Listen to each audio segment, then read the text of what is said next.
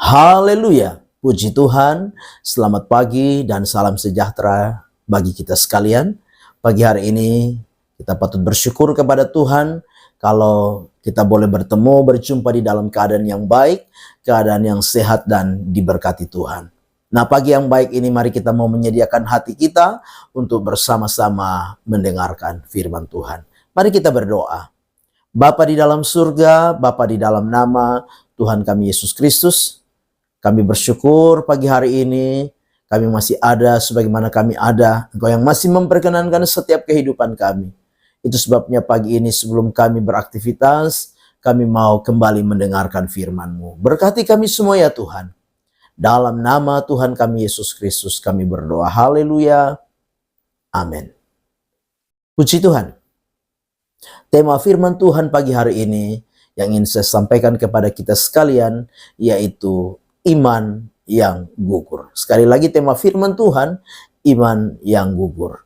Kita perhatikan bersama-sama firman Tuhan di dalam Lukas pasal 22 ayat 32. Lukas 22 ayat 32, demikian firman Tuhan. Tetapi aku telah berdoa untuk engkau supaya imanmu jangan gugur. Dan engkau, apabila engkau sudah insyaf, kuatkanlah saudara-saudaramu. Nah, Bapak Ibu jemaat yang kekasih, tidak ada satupun kita yang tidak pernah jatuh bangun di dalam iman. Ya. Tidak ada. Semua orang pernah apa? Pernah mengalami pasang surut di dalam pertumbuhan iman. Nah, itu hal yang apa? Yang menjadi sebuah realita, kenyataan di dalam kehidupan orang percaya. Nah, kita perhatikan juga sebagaimana yang dialami oleh Petrus dan juga murid-murid yang lain. Nah, di dalam pembacaan firman Tuhan ini, Tuhan Yesus sedang mengingatkan Simon Petrus bahwa apa? Petrus bisa saja gugur di dalam imannya. Dan kita tahu bersama-sama, kalau kita membaca di dalam Lukas 22 ayat 61, dikatakan demikian, lalu berpalinglah Tuhan memandang Petrus, maka teringatlah Petrus bahwa Tuhan telah berkata kepadanya, sebelum ayam berkokok pada hari ini, engkau telah 3 kali menyangkal aku. Bapak Ibu jemaat, ini adalah sebuah realita, kenyataan bahwa apa? Petrus menyangkal Yesus sebanyak 3 kali. Imannya menjadi iman yang apa? Gugur. Dia jatuh di dalam imannya. Nah, Bapak Ibu jemaat yang kekasih, kata iman yang gugur di sini, di dalam Lukas 22 ayat 32 ini, iman yang gugur ini memiliki arti atau makna yang sama dengan iman yang tertinggal. Atau juga iman yang berhenti. Iman yang hilang. Iman yang gagal.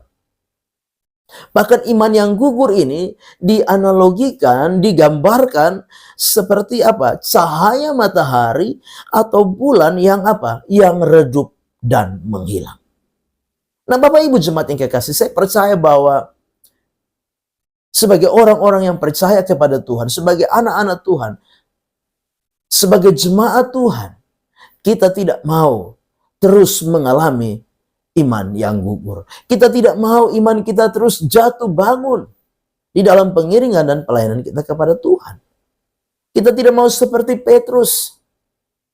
Nah, sebagai anak-anak Tuhan, sebagai orang percaya, apa sikap yang harus kita lakukan ketika iman kita mengalami keadaan apa? Degradasi, jatuh dan bangun kembali. Sikap apa yang harus kita lakukan?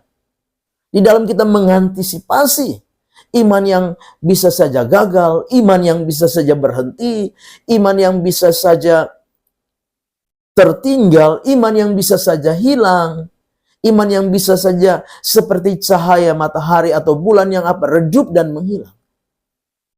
Sikap apa yang harus kita lakukan? Yang pertama yaitu jangan berhenti berdoa. Sekali lagi, yang pertama, jangan berhenti berdoa. Dikatakan di dalam Lukas 22:32, Tuhan Yesus sendiri berkata kepada Petrus, "Tetapi aku telah berdoa untuk engkau." Jadi Bapak Ibu jemaat yang kekasih, sikap yang pertama yaitu apa? Tetap berdoa. Jangan berhenti berdoa. 1 Tesalonika pasal 5 ayat yang ke-17 berkata, tetaplah berdoa. Bahkan Tuhan Yesus di dalam Matius 26 ayat 41 berkata, berjaga-jagalah dan berdoalah supaya kamu jangan jatuh ke dalam pencobaan. Roh memang penurut, tetapi daging lemah. Jadi yang pertama apa? Tetap berdoa, jangan berhenti berdoa. Kalau hari ini iman kita mulai lemah, iman kita mungkin seperti cahaya matahari atau bulan yang mulai redup dan menghilang. Mari kembali berdoa. Jangan berhenti berdoa, tetaplah berdoa. Berdoa bukan sekedar kata-kata biasa, tapi sungguh-sungguh berdoa. Supaya apa? Iman kita bangkit kembali. Yang kedua yaitu apa? Insyaf. Dikatakan di dalam Lukas 22 ayat 32 ini, dan engkau jikalau engkau sudah insyaf. Yang kedua insyaf. Insyaf itu artinya apa? Sadar. Insyaf itu artinya apa? Bertobat.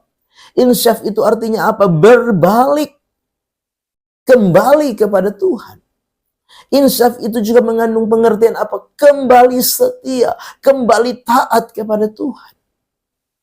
Nah Bapak Ibu jemaat yang kekasih, tidak ada satupun kita adalah pribadi yang sempurna.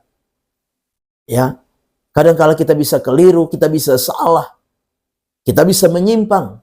Tetapi Tuhan mau apa? Kita insyaf, sadar kembali, bertobat kembali, kembali kepada Tuhan, kembali lagi setia, kembali lagi sungguh-sungguh dengan Tuhan. Inilah cara yang dapat kita lakukan supaya apa? Supaya iman kita tidak menjadi hilang, iman kita tidak berhenti, iman kita tidak gagal. Iman kita apa? Terus seperti cahaya matahari atau bulan yang terus apa? Terus mengeluarkan sinarnya. Nah Bapak Ibu jemaat yang kekasih, sebagai orang-orang yang percaya pagi hari ini, mari kita belajar bersama-sama. Bagaimana Petrus akhirnya kembali dipakai oleh Tuhan secara ajaib, secara luar biasa. Biarlah setiap kita juga, kita mau kembali kepada Tuhan.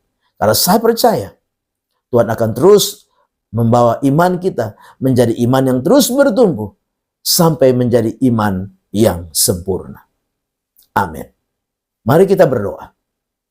Bapa di dalam surga, terima kasih. Kami sudah dengar firman Tuhan, biarlah firman itu jadi rema, jadi berkat, jadi kekuatan di dalam setiap kehidupan kami. Kami serahkan seluruh hidup kami sepanjang hari ini dalam tangan Tuhan.